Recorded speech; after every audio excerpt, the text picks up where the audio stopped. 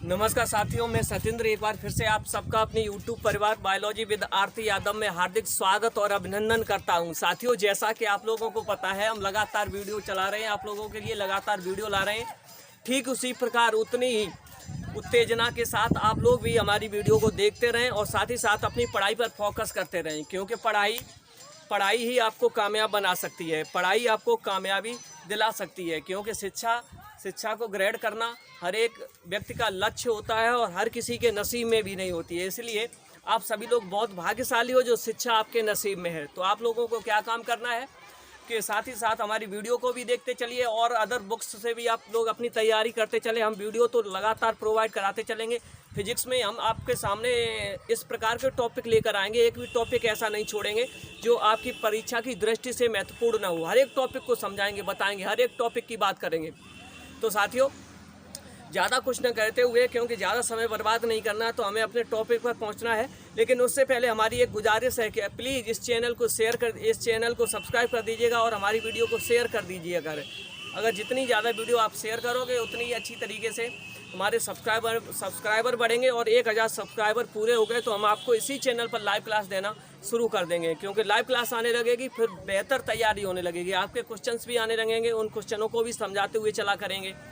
तो प्लीज़ इस वीडियो को शेयर करिएगा, लाइक कीजिएगा और साथ ही साथ कमेंट जरूर करिएगा और चैनल को सब्सक्राइब कर लीजिए। चैनल को सब्सक्राइब करके बेल आइकन को ज़रूर दबा लें, इससे आने वाले वीडियो के नोटिफिकेशन आप तक पहुंचते रहें। चलिए साथियों, ज़्यादा समय न लेते हुए अपने टॉपिक पर पहुंच रहे हैं। तो साथियों, हम किसकी बात कर रहे थे आप लोगों को पता होगा, हम गति के नियमों की बात कर रहे थे और इसमें हमने पहला नियम बता भी दिया था। पहला नियम हमने बता दिया था। पहला नियम ये बताया था जो न्यूटन का गति विषयक प्रथम नियम था, उससे संबंधित जो चीज़ें थी हमने बताई थी। उसी नियम को कहा जाता है गैलीलियो का नियम, उसी नियम को कहा जाता है जड़त्व का नियम।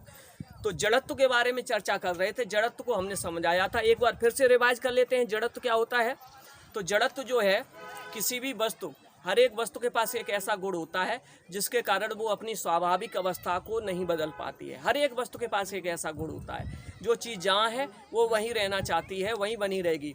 और ये जो वस्तु में उसकी अवस्था परिवर्तन करने के लिए क्या काम किया जाता है, कोई ना कोई बाह्य बल लगाया जाता है। जब कोई ना कोई बाह्य बल लगाया जाता है तभी जाके वो परिवर्तित हो रही। जैसे साइकिल खड़ी है तब तक खड़ी है, जब तक उस पर बाह्य बल नहीं लगाओगे तब तक वो चलना शुरू नहीं होगी। जब तक खड़ी थी तब तक विराम अवस्था में थी, चलना शुरू कर दिया तो गति की अवस्था में आ गई। तो साथियों, आप लोगों ने देखा हुआ है कि हमने जड़त्व बताए हैं 2 प्रकार के होते हैं, तो ये 3 प्रकार के। दिशा का भी एक जड़त्व होता है। हर एक वस्तु जैसे चल रही है तो सीधी चलती जाएगी, उस पर बाह्य बल लगाकर ही आप उसकी दिशा को चेंज कर सकते हैं।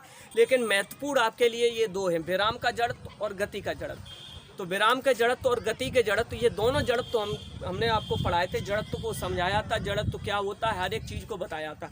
चलिए आज एग्जाम्पल्स की कुछ बात कर लेते हैं, जो एग्जाम्पल्स हमें दैनिक जीवन में देखने को मिलते हैं। ये पूछ लिया जा सकता है एग्जाम में, आपसे एग्जाम में ये पूछ लिया जा सकता है कि ये जो है जड़त्व किस जड़त्व का उदाहरण है, जड़त्व का उदाहरण है या नहीं है, जड़त्व के उदाहरण कहाँ देखने को मिलता है। नंबर वाइज हम लिखते चले, जैसे कि जड़त्व के एग्जाम्पल्स की बात कर रहे हैं, उदाहरण देखेंगे हम जड़त्व के। तो देखिए साथियों, जब कोई बस या कार खड़ी होती है और खड़े होने के बाद विरामावस्था से जब वो गति की अवस्था में आती है, चलना प्रारंभ करती है, तो क्या होता है। आप सभी लोगों ने देखा होगा क्या होता है। जैसे हम बस में बैठे हुए हैं और बस चल रही है और चलने से अचानक ड्राइवर ने ब्रेक मारे, बस रुक गई, तो क्या होता है। यही तो सभी जड़त्व के उदाहरण ही है। जो कुछ भी होता है उस समय वो जड़त्व के कारण ही होता है। किसके कारण होता है, जड़त्व के कारण होता है। तो देखिए, पहला देखिए, यदि कोई वस्तु विरामावस्था में है और उसमें कुछ यात्री बैठे हुए हैं, वस्तु विरामावस्था में है, उसमें कुछ न कुछ यात्री बैठे हुए हैं, तो क्या काम होगा। जैसे ही वो विरामावस्था से चलना शुरू करेगी तो उसमें बैठे हुए यात्री पीछे की ओर झुक जाते हैं। किधर झुक जाते हैं, पीछे की ओर झुक जाते हैं। उसका रीजन क्या है वो भी हम आपको बताएंगे। तो पहला उदाहरण देखिए क्या है, बस या कार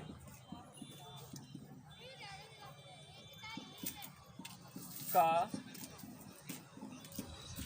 विरामावस्था से गति की अवस्था में आना, गति की अवस्था में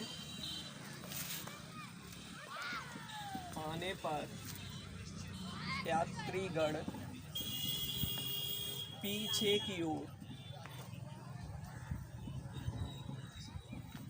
झुक जाते, पीछे की ओर झुक जाते। इसका उदाहरण क्या, क्यों ये झुक जाते हैं, ऐसा क्यों होता है? तो देखिए, हम बस पर खड़े हुए हैं, बस रुकी हुई है, तो जैसे ही बस ने गति करना शुरू किया तो जो शरीर का भाग, हमारे शरीर का जो भाग बस के संपर्क में है, बस विराम अवस्था में थी, उस समय हमने अपने शरीर को बैलेंस कर रखा था विराम अवस्था के लिए। अचानक ही जैसे बस ने चलना शुरू किया तो हुआ क्या, उस समय जो हमारे शरीर का भाग बस के संपर्क में है वो बस के साथ चलने लगा और ऊपर वाला भाग पहली की तरह विराम अवस्था में ही बना रहता है। तो इसलिए यात्रीगण क्या काम करते हैं, पीछे की ओर झुक जाते हैं। दूसरा उदाहरण ये देखने को मिलता है, बस यहाँ पर ये कौन सा जड़त्व है, तो आंसर है ये विराम जड़त्व है। कौन सा जड़त्व है, विराम जड़त्व है। देखो, बस या कार का गति अवस्था से विराम अवस्था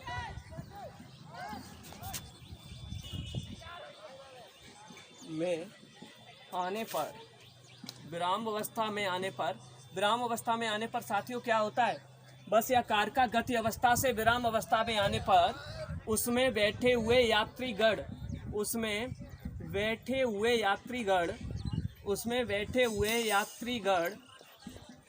आगे की ओर झुक जाते हैं। किधर झुक जाते हैं, एक बार कमेंट में भी बताइए, किधर झुक जाते हैं, आगे की ओर झुक जाते हैं, आगे की ओर झुक जाते हैं, आगे की ओर झुक जाते हैं। ऐसा किस लिए होता है, तो गति के जड़त्व के कारण होता है।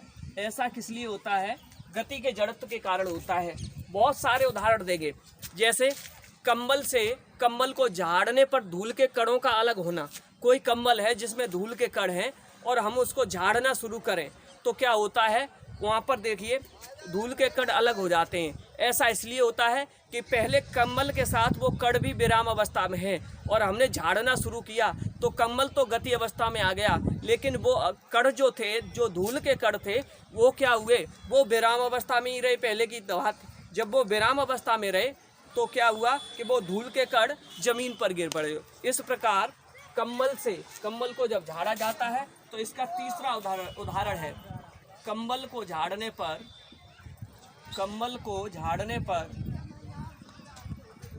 धूल के कणों का अलग हो जाना। ये भी उदाहरण देखने को मिलता है, जड़त्व का उदाहरण देखने को मिलता है।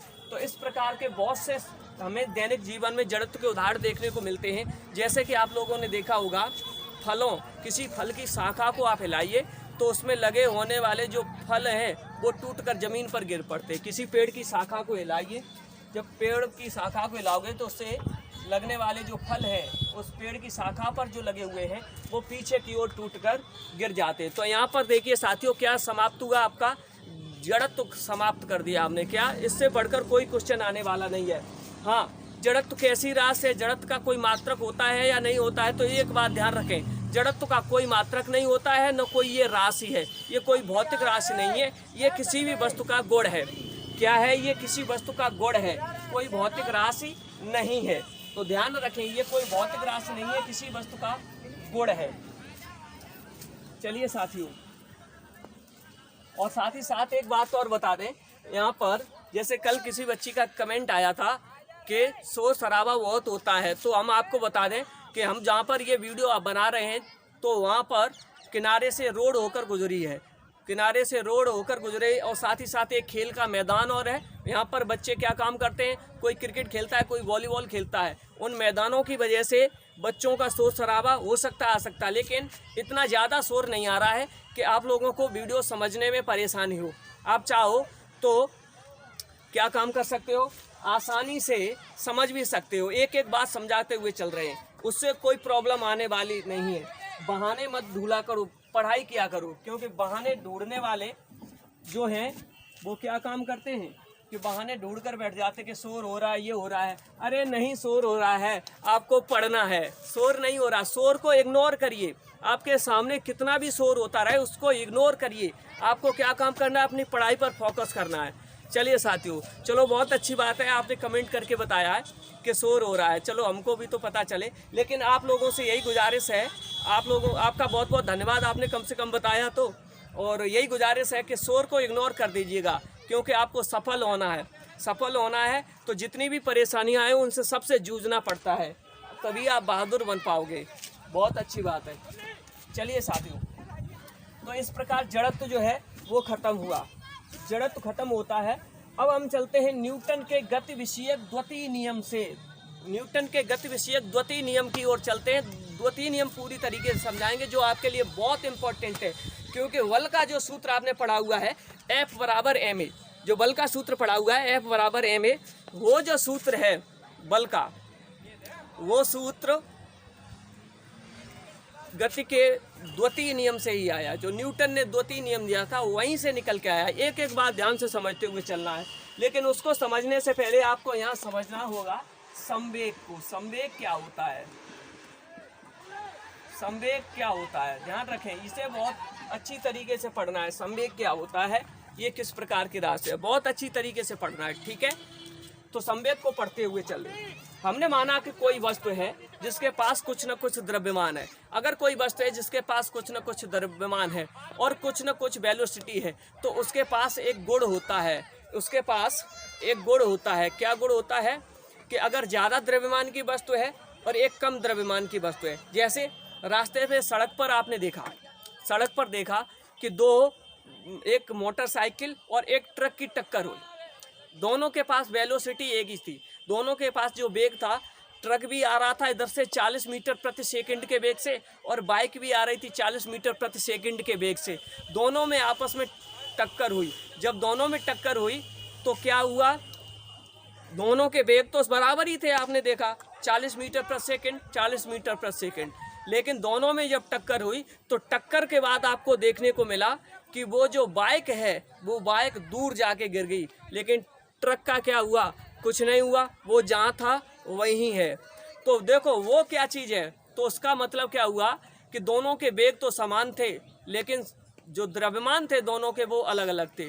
तो द्रव्यमान से भी एक ऐसी प्रॉपर्टी होती है जो क्या काम करती है, उस वस्तु का संवेग अर्थात उस वस्तु को स्थिर बनाने का काम करती है, उस वस्तु को स्थिरता प्रदान करती है कि कौन ज़्यादा टिकाऊ है, कौन ज़्यादा टिकाऊ नहीं है। तो उस गुण को क्या नाम मिल गया है, संवेग नाम मिल गया। तो ध्यान रखें संवेग क्या होता है। तो यहाँ पर हम परिभाषा में बता दे रहे हैं, किसी वस्तु के द्रव्यमान, किसी वस्तु के द्रव्यमान और वेग के गुणनफल को,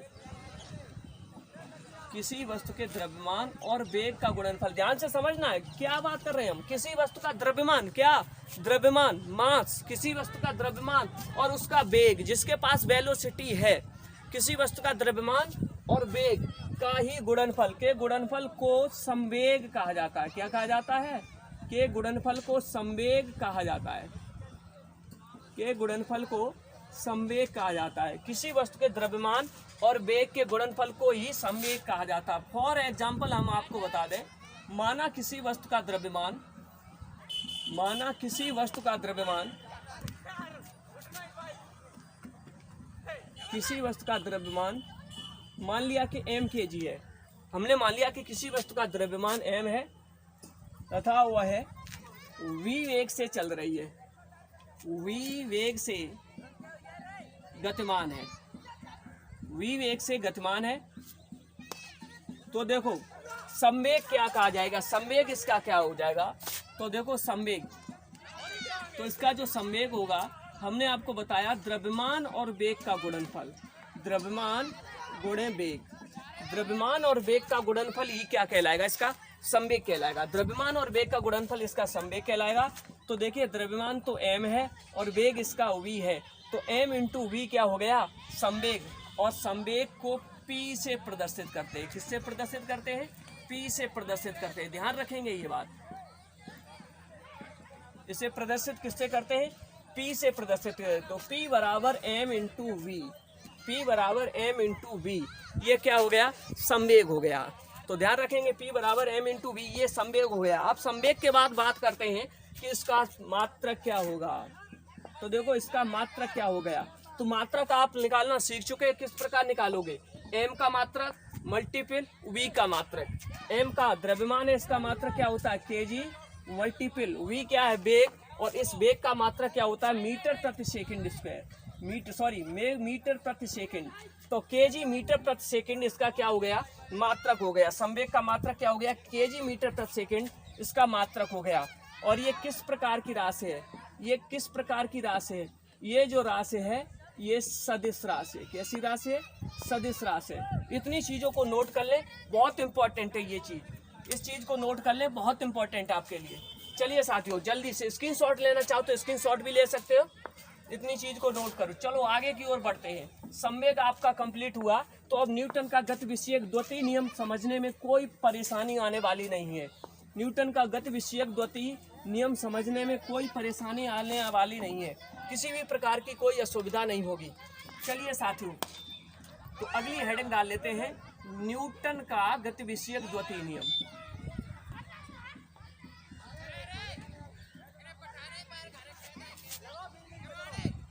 न्यूटन का गति विषयक द्वितीय नियम, न्यूटन का गति विषयक द्वितीय नियम, इस हेडिंग को डाल लेंगे और ध्यान से समझेंगे इसे।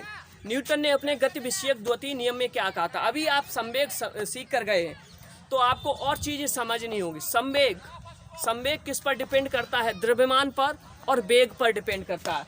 किसी एक वस्तु का संवेग कब परिवर्तित हो सकता है, तो ध्यान रखें, संवेग किसी एक वस्तु का m इंटू वी होता है, तो द्रव्यमान तो उसका चेंज होने वाला नहीं है, द्रव्यमान किसी वस्तु का परिवर्तित नहीं होगा, वो तो वही रहेगा।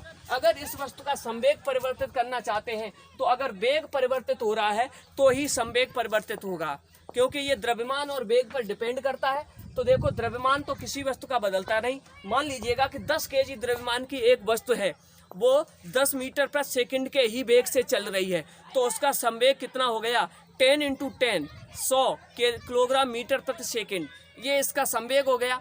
अब वही वस्तु 10 मीटर प्रति सेकंड के वेग के बजाय 20 मीटर प्रति सेकंड के वेग से चलना प्रारंभ कर दे, तो देखो 20 दहिया 200, तो उसका संवेग कितना हो गया, 200 केजी मीटर प्रति सेकंड। तो संवेग यहाँ चेंज हुआ, किसी एक वस्तु के, एक पर्टिकुलर वस्तु की बात कर रहे हैं, उसका चेंज हो गया। क्यों चेंज हो गया, क्योंकि वेग चेंज हुआ है। तो वेग में परिवर्तन से क्या होता है, संवेग परिवर्तन, और जितने समय में वेग परिवर्तन होता है तो उतने ही समय में संवेग परिवर्तन होता है। संवेग परिवर्तन में क्या काम कर दो, समय से भाग दे दो, तो संवेग परिवर्तन की दर निकल आएगी। क्या निकल आएगी, संवेग परिवर्तन की दर निकल आएगी।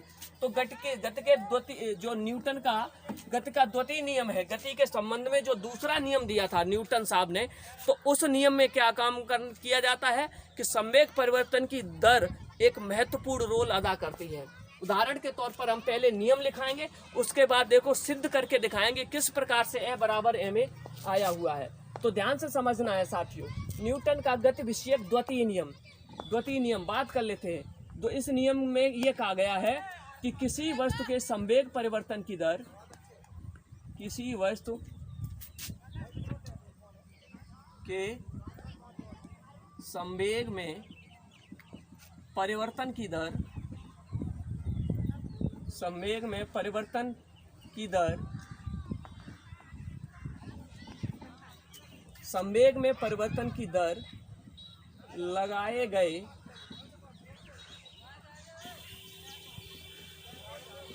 असंतुलित बल, कैसा बल, असंतुलित बल, लगाए गए असंतुलित बल के समानुपाती होती है। कैसी होती है, समानुपाती होती है, समानुपाती होती है। और यह परिवर्तन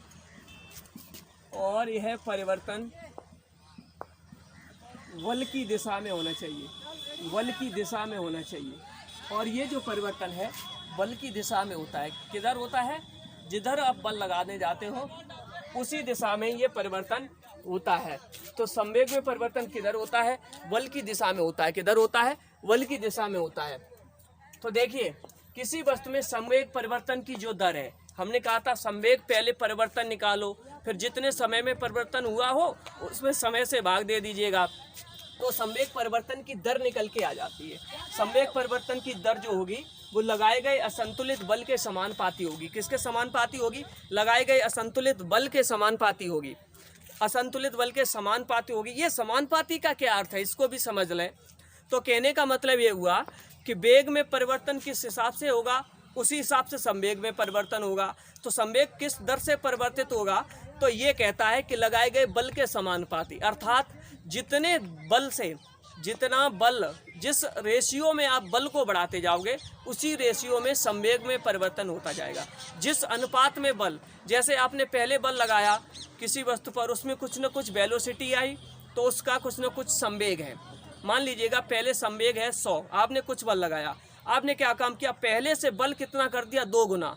बल 2 गुना कर दिया तो उसमें वेलोसिटी भी 2 गुना हो जाएगी, तो उसमें संवेग परिवर्तन भी कितना हो जाएगा, संवेग परिवर्तन की दर भी 2 गुनी हो जाएगी। तो कहने का मतलब ये हुआ कि संवेग परिवर्तन की जो दर है लगाए गए असंतुलित बल के समानुपाती होती है। जिस अनुपात में आप बल लगाने के लिए जाओगे उसी अनुपात में, आप जिस अनुपात में बल लगाने के लिए जाओगे उसी अनुपात में संवेग में परिवर्तन होगा। ये कहता है द्वितीय नियम। फॉर एग्जाम्पल आप समझते हुए चलिए, एक एक चीज को ध्यान से समझते हुए चलना है। माना किसी वस्तु का द्रव्यमान, माना किसी वस्तु का द्रव्यमान m kg है। कितने kg है? m है। द्रव्यमान मान लिया, कोई एक वस्तु थी, एक पर्सनल कोई वस्तु मान ली, उसका द्रव्यमान मान लिया कि ये m है। कितना है? m है। यदि वह u वेग से गतिमान है, u वेग से गतिमान है तथा एक बल आरोपित करने पर एक बल आरोपित करने पर उसका वेग उवी हो जाता है। उसका वेग उवी हो जाता है। उसका वेग क्या हो जाता है? उवी हो जाता है।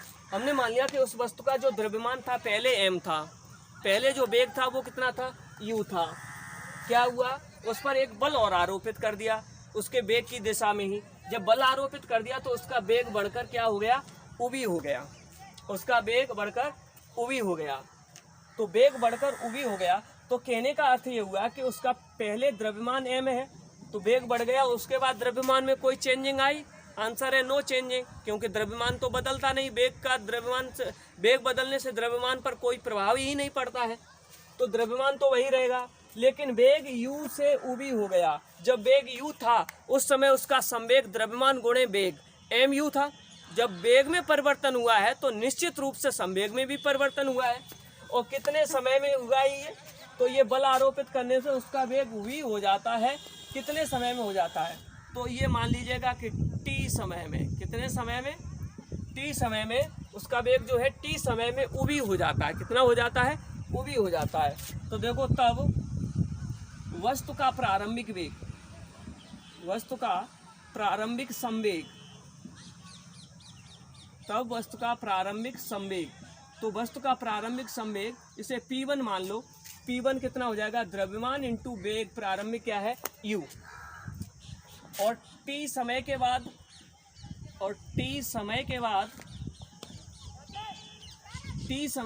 संवेग, t समय के बाद जो संवेग P2 निकल के आएगा, तो द्रव्यमान तो वही है लेकिन t समय के बाद वेग क्या हो गया? तो t समय के बाद v हो गया वेग, तो m इंटू वी। तो देखो पहले संवेग m इंटू यू, बाद में संवेग क्या निकल के आया? m into V.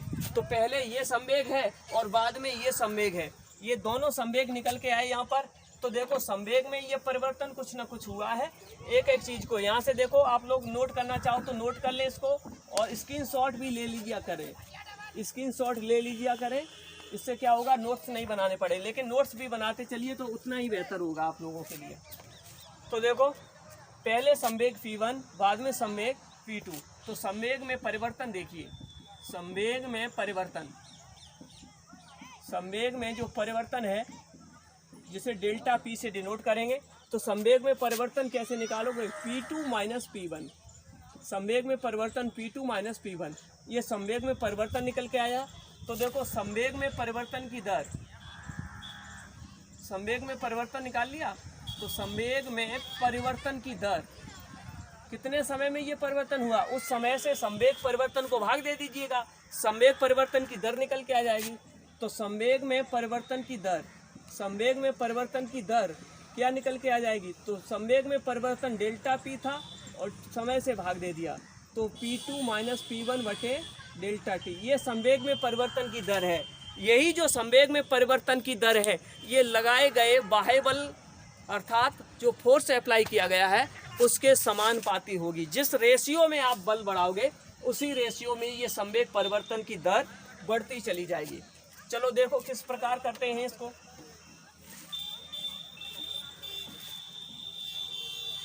तो देखो गति के द्वितीय नियम से, गति के द्वितीय नियम से,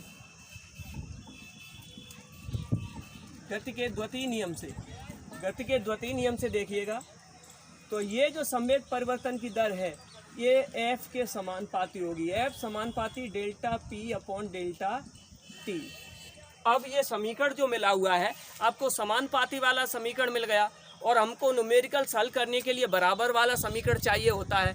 तो हम क्या काम करेंगे, तो यहाँ पर हम जो काम करने वाले हैं वो क्या काम करेंगे, बराबर वाला समीकरण यहाँ बना देंगे और समानुपाती का निशान हटा के कोई कांस्टेंट लेते हैं। यहाँ पर हमने कोई कांस्टेंट ले रखा है K, एक कांस्टेंट ले लिया तो delta P upon delta T। और देखो कांस्टेंट K की वैल्यू 1 हो जाती है तो इसलिए F बराबर निकल के आ गया delta P upon delta T। तो आप क्या काम कर दो, delta P upon delta T की वैल्यू क्या है, ये रही, ये वैल्यू यहाँ पुट कर दो। तो F बराबर हो गया P2 minus P1 upon delta T। अब आगे देखिए इसको कैसे करेंगे। तो F बराबर P2 की वैल्यू क्या है MV और माइनस P1 की वैल्यू क्या है MU अपॉन डेल्टा T।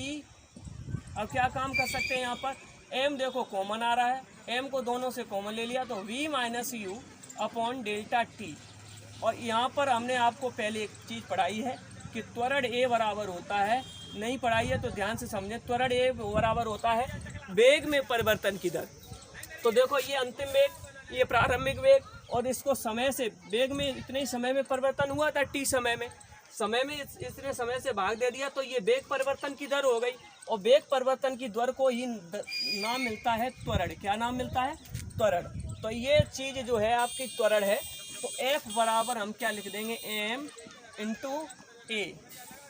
तो ये देखो बल का आपको सूत्र निकल के आ गया जो हमने, जो काम आता है न्यूमेरिकल्स करने के काम आता है। तो इस प्रकार देखिए साथियों, न्यूटन के गति विषयक 2 नियम हो चुके हैं। कितने नियम हो चुके हैं, 2 नियम। न्यूटन के गति विषयक 2 नियम आपको पढ़ा दिए गए हैं। आगे बात करते हैं बल का आवेग आपको पढ़ाएंगे, बल के आवेग के बाद न्यूटन का गति विषयक तृतीय नियम पढ़ाएंगे, फिर तीनों नियम हो जाएंगे। सोई हम एक प्रश्नावली लेकर आएंगे, एक एक्सरसाइज लेकर आएंगे, उसके न्यूमेरिकल्स आपको लगवाएंगे, किस प्रकार के क्वेश्चन बनते हैं इस टॉपिक से वो सब बता देंगे। तो अगली वीडियो में गति के जो तीसरा नियम है, न्यूटन का गति विषयक तीसरा नियम है, उस पर चर्चा करेंगे। यहाँ तक हमने 2 नियमों की चर्चा की है, तो तीसरे नियम की जब चर्चा करेंगे उसके बाद हम आपको क्या काम करेंगे, जो इससे संबंधित चैप्टर से संबंधित पूरी की पूरी एक्सरसाइज, किस प्रकार के क्वेश्चन एग्जाम्स में आते हैं वो सब के सब बताएंगे। हर एक टॉपिक की बात करते हुए चलेंगे, उसके बाद कोई और टॉपिक सोचेंगे। तो चलिए साथियों, आज बस इतना ही, आज के लिए बस इतना ही। आप सभी लोग हमारी वीडियो को देखते रहें। हमारी वीडियो अच्छी लगती हो तो लाइक, शेयर एंड सब्सक्राइब करना ना भूलिएगा। हमारे चैनल को बहुत ज़्यादा सपोर्ट कीजिएगा ताकि ज़्यादा दिन ना लगे, बहुत जल्दी लाइव क्लास चलना शुरू हो जाए। आप सभी लोगों का बहुत बहुत धन्यवाद। हो सकता है साउंड कुछ प्रॉब्लम्स हो, इधर उधर शोर हो रहा है, तो उससे आपको परहेज़ नहीं करना चाहिए, उसे इग्नोर करके आगे बढ़ते रहना चाहिए। हर एक चीज़ को ध्यान से समझते रहना है। चलिए साथियों, आज के लिए बस इतना ही। धन्यवाद।